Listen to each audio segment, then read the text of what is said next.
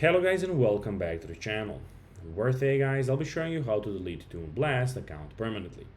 So guys, the first thing that you of course need to do is go to Google Play Store or the App Store and download the Toon Blast application.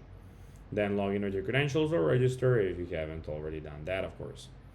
But now guys, let's see how you can actually go and delete Toon Blast account permanently.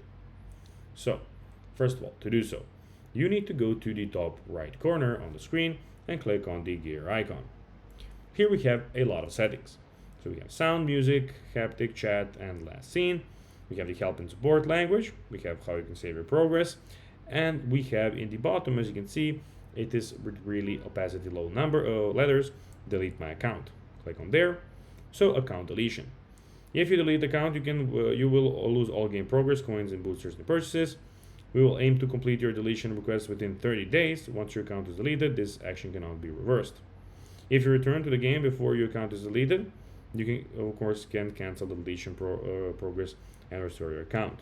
Click delete or cancel, depends on what you want, and that's basically that. That is how you can actually go and delete Toon Blast account permanently.